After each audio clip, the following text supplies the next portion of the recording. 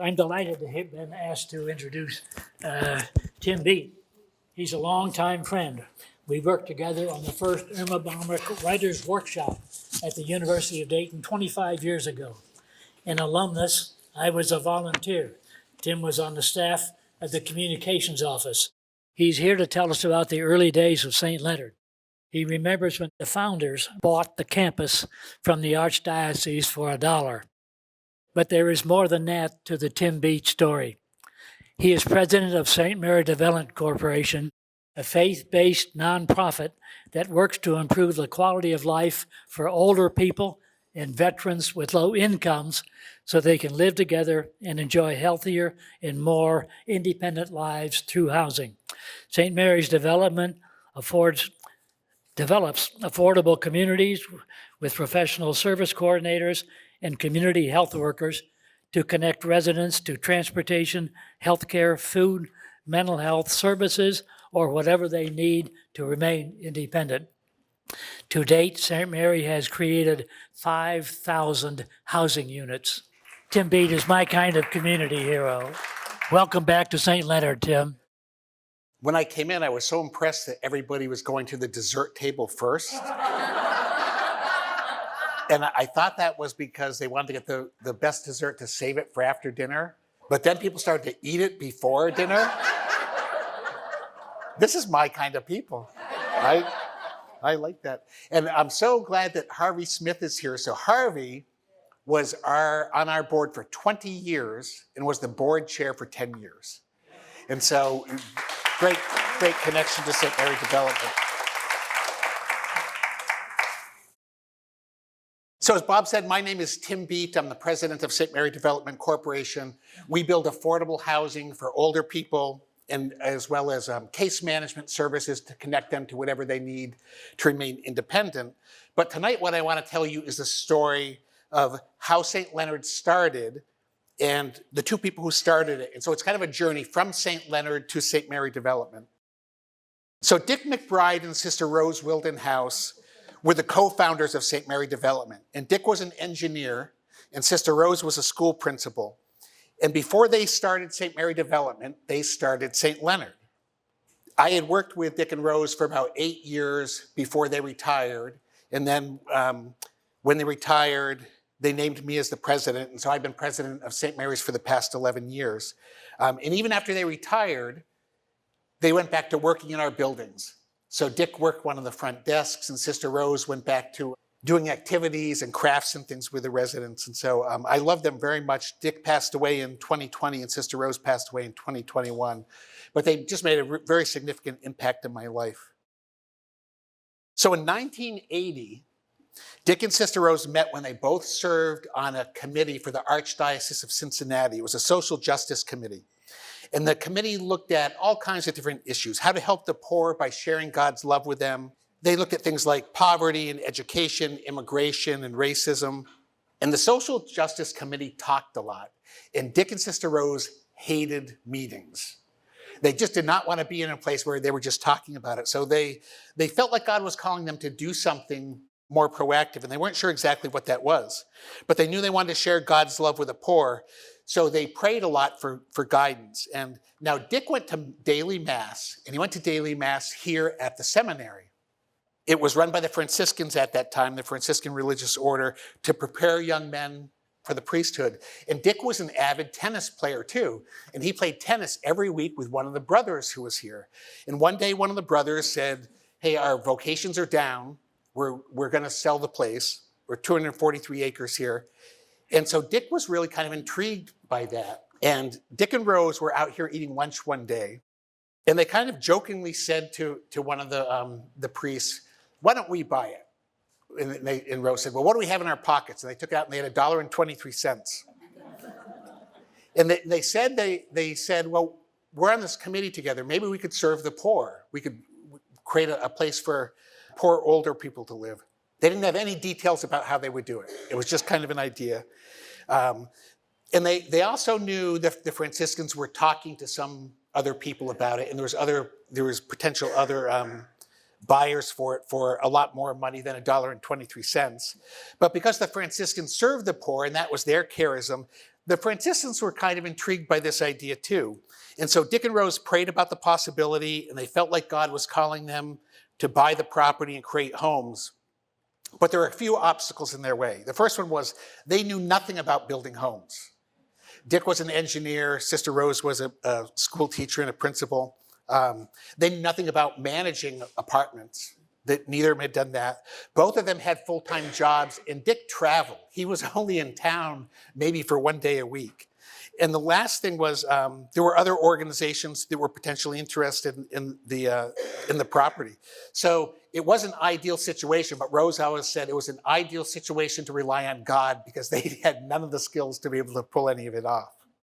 Now remember, this is a map, and if you can see the green line on there, in the early 1980s, Route 675 wasn't in place yet. It didn't connect to Centerville until 1986. So this campus was in the middle of nowhere. I mean, it was hard to get out here.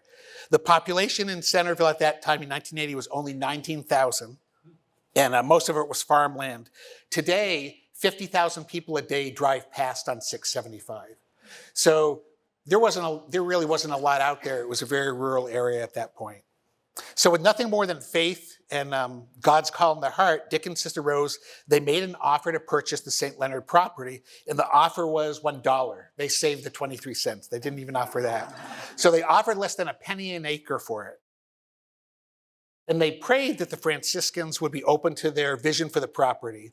And as I mentioned, the Franciscans served the poor, so there was some interest there. And they liked Dick and Sister Rose's idea to create homes for those in need.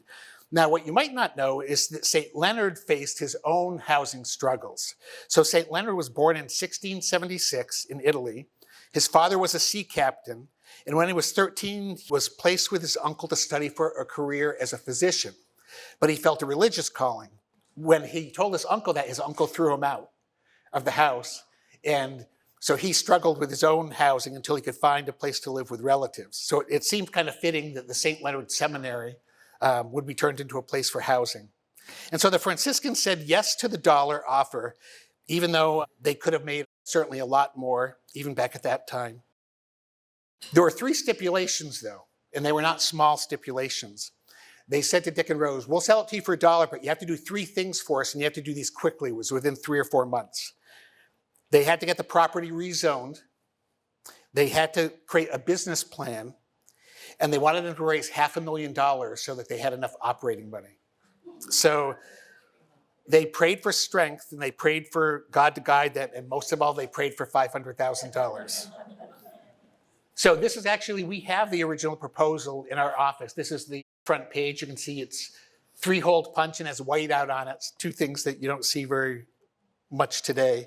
But they took the proposal and they shared it with different religious groups, different denominations, and they started to see gifts come in, and most of them were large. They were asking people for like $25,000 or $50,000 kind of investments in the project. They were pretty successful with that. In the business proposal, let me tell you just a little bit about kind of what's in there. Their vision was to create a home, kind of a shared living space for 60 people. And the residents would have to be mobile and be able to take care of themselves, kind of like the independent living that's here today. It would be a simple lifestyle. There would be private bedrooms. There would be shared dining, much like we have tonight. There would be programs and activities available, as well as a social worker. And their future plans were to add skilled nursing and other healthcare, which is kind of amazing because when you think about the campus today, that's kind of what you have here today. One of the questions you might have is, was there a big need? Today it's hard to find, for older people, it's hard to find good housing. Was there a need back then? So in their report, there were some very interesting statistics. In Montgomery County, there was an elderly services task force. And in 1979, they said that the largest gap in elderly services in Montgomery County was the need for alternatives to institutionalization, meaning independent living for older people. And they said at that point that they were 9,000 housing units short. That's a lot of housing units to be short. But you might wonder, what's it like today? Have we improved on that much? Well, actually, no. Today, it's significantly worse than the 9,000 units. So a recent Harvard study showed that in the Dayton area, 30.8% of people 65 and older are housing cost burdened. And what that means is that they're spending more than 30% of their income on housing, meaning that usually they can't afford transportation, healthcare, and other things like that. As an example, the older people that live in St. Mary's apartments, the median income is $14,000 a year. They're living just off Social Security. Half of that's going toward rent. So all their other expenses besides housing, they have about $7,000 a year for. Really very common in the area. So today, there are about 106,000 people who are 65 or older in the Dayton area. So that means that there are 31,000 who are housing cost burdened. So it was 9,000 then, now we have 31,000. So it's about 3.5 times higher than it was back then, significantly worse. In addition to the need for housing in Montgomery County, 95% of older people can't afford assisted living, and 93% can't afford any type of in-home care except for they might get that the government is paying for. So the numbers are much worse. If you're in a Black or brown community, even significantly worse. So one stat that people are surprised at, if you look at the difference in life expectancy at birth in Oakwood compared to West Dayton, there's a 14-year difference in life expectancy at birth in just 6 miles. So the issues are still as big today. But getting back to Dick and Rose, after about 2 or 3 months, they had raised $433,000. It really was pretty miraculous. Rose had just gone out and talked to a lot of people, but they were $67,000 short. And surprisingly, the Archbishop of Cincinnati had not given them any money, even though that's where they first met. And so Sister Rose wrote a letter to the Archbishop, and she shared their vision and success. And she also wrote, even the Methodists gave us $50,000. That good old Catholic guilt, and 2 weeks later, a check for $67,000 showed up. Rose was very persuasive when she wanted to be. And so with the property rezoned and the business plan complete and the $500,000 in hand, they went back to the Franciscans and they bought St. Leonard. It was actually a lease with an option to buy, as I understand it, and that was in 1982. And they had the property, but they still didn't know anything about rehabbing buildings and managing senior apartments or anything like that. So they continued to pray for God's guidance and wisdom. They learned as they worked. They asked others for advice and help. The photo here is Father Jeremy Harrington and Dick McBride. So this was just after they had purchased it. That's a photo before there were any cottages or anything here. So Dick and Sister Rose, they rehabbed the building where the seminarians lived, and they turned it into 70 affordable apartments. And within the next 3 years, they built many market rate cottages, some of which are still here today on the property. And Sister Rose sold all of those cottages herself. They hadn't intended to create market rate cottages, but so many people came to them and they didn't have any money. So what they said was, if you give us all the cash to build it, then we'll build one for you. But they didn't have the cash. So that was the start of all the independent living that was here today. Now, this makes it sound like everything went smoothly, but Dick and Sister Rose had so many crazy stories about the things that went on here. They just didn't know what to expect, and they hadn't done this work before. So they didn't have any money to hire somebody to mow the lawns. And so Dick would mow the lawns using this tractor that you can see him on. And Sister Rose liked to mow the lawns too. The only problem was she knew how to start the tractor. She didn't know how to stop the tractor. And so when she would mow the lawns and stop, she would have to drive the tractor in circles until somebody could jump on and shut it off for her. And they had an algae problem in the lake, and they didn't have money to have somebody come in and treat it. And they knew you had to put those blue crystals in the lake, so to cut down the algae. And they were trying to figure out how to do it themselves. So Sister Rose got an old pair of pantyhose and filled it with the blue crystals, and Dick would row around in a rowboat. And Rose would be in the back of the rowboat dragging the pantyhose in the water so the blue crystals would come out. But my favorite story is Sister Rose thought that having people eat together was very important. And so all the meals were provided. So she was looking for any food donations that she could get. And one day Kroger called her and said, we have an 18-wheeler full of food. Do you want it? And she said, absolutely, send it over. So they sent it over. And Rose opened the back of it and realized it was all strawberry cream cheese. An entire 18-wheeler. And she said they were so sick of strawberry cream cheese. They tried recipes. They were giving it away. But I was very thankful and resourceful at the same time. So in 1985, Dick and Sister Rose joined with the Franciscan Sisters of the Poor Health System, it was also called St. Elizabeth Corporation, to add a skilled nursing facility here and other healthcare services. And that required a lot of cash and expertise that Sister Rose and Dick didn't have. They had built 86 cottages by then, and they shared many of the same goals with the Franciscan Sisters. So together they built a 100-bed nursing home. And it was really kind of an incredible success at that point. But as the campus evolved and had a greater healthcare focus, that was something that was much more technical, and Dick and Rose didn't have a lot of expertise with. And they kind of felt like God was calling them to do something with the poor. One of the problems they had, because this was so rural, is initially they would take older people who were poor from Dayton and drive them out here for lunch to show it to them. And they loved coming out here for lunch, but they would say, well, why would we live in that area? Because it was so rural. And so they decided to, instead of bringing people out here, they decided to go where more the poor were in Dayton. They took a look at Xenia Avenue, which Harvey knows very well. And it was where Sister Rose grew up. And so they started to focus around St. Mary's Church there.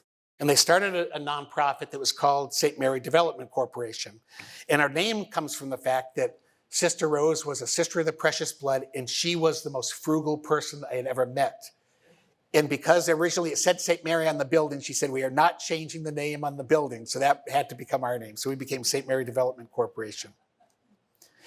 So that was 1989, and Sister Rose began working for St. Mary Development full-time, but Dick was still working full-time for another organization. And they focused on the Twin Towers neighborhood, and they did everything. The school had been closed for about 20 years at that point. Sister Rose started weekly bingo, and when I look at our financial statements, bingo was the top revenue line item for years. We still have the original bingo board in one of our buildings. But they raised money to rehab the school so they could use it as a community center. The Dayton Public Schools provided GED classes, and it became a neighborhood gathering place. There was a community council. So they did whatever they needed in the neighborhood. But Dick was still working full-time at his other jobs, and he was traveling a lot. So in the school, the blackboards were in there. And so Dick, one day a week, on the weekend, he would come and he would write down a to-do list of everything.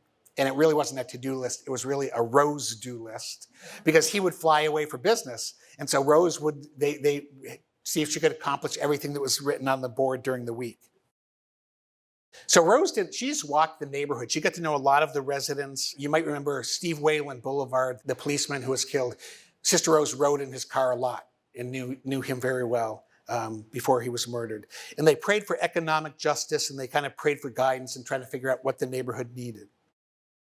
One of the things that they did is they started the Twin Towers Market so local people could have jobs and a place to shop.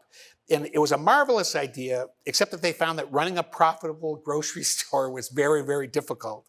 While the store eventually closed, it was one of what they called a noble experiment. And a noble experiment was something where you had good intentions but fails miserably afterwards. And so it was never profitable for a single week. But they weren't afraid of that, because if they thought God was calling them to do something, they would just go in and see if they could figure it out. Some of the noble experiments didn't work, but so many of the things that they did work very well.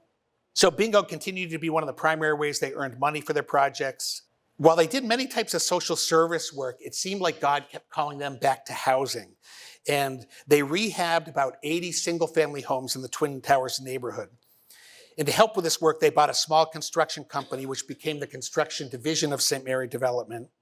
And they saw that people needed help becoming homeowners, so they did budgeting classes. How do you save up for a down payment?